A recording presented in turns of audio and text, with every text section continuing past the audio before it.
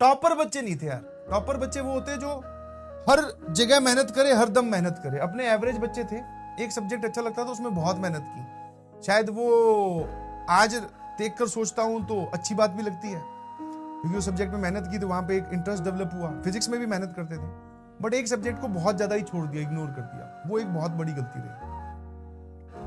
तो टॉपर नहीं बोल सकते। और वहां पे पढ़ाई का ग्राफ भी फ्लक्चुएटिंग रहता था।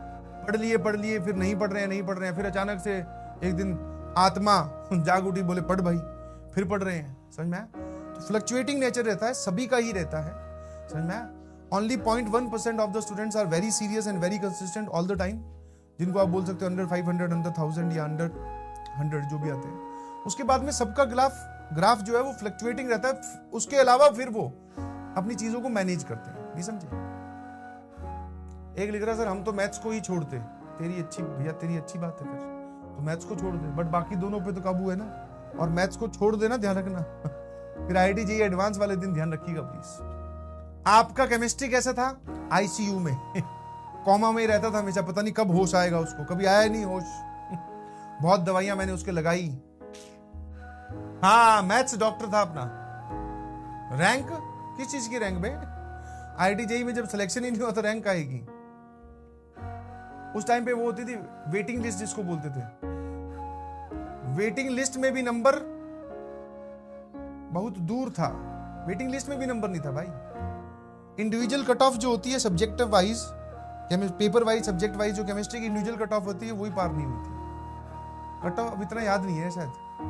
टोटल मिला के 18 नंबर थी दोनों पेपर्स को मिलाकर, 18 या 16, ये शायद इससे भी कम होगी, मुझे नहीं पता। सर उतने भी नहीं आए आपके? मैं कहा हाँ यार, अब क्या कर सकते हैं।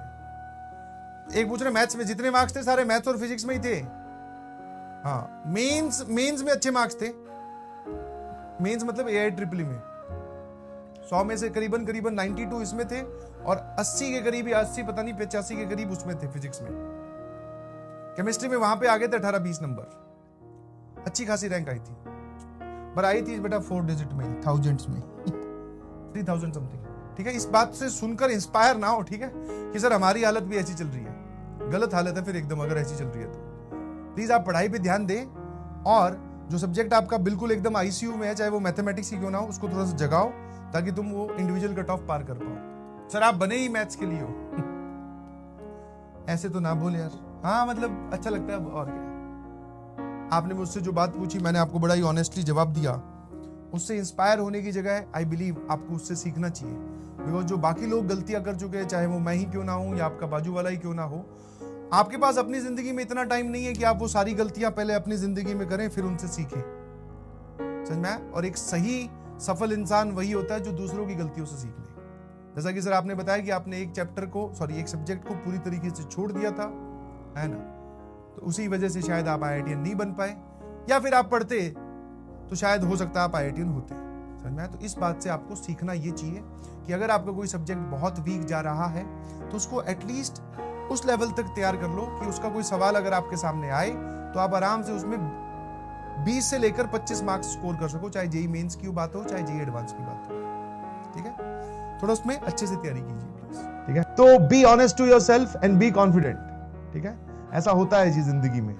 कुछ साल मैंने ज्यादा जिए आपसे, तो मैं आपको बता दूं कि आप क्या है, डेली अपने आप से कुछ प्रॉमिसेस करते हैं, उनमें से कुछ निभा पाते हैं, कुछ नहीं निभा पाते। तो उसमें कोई घबराने वाली बात या फिर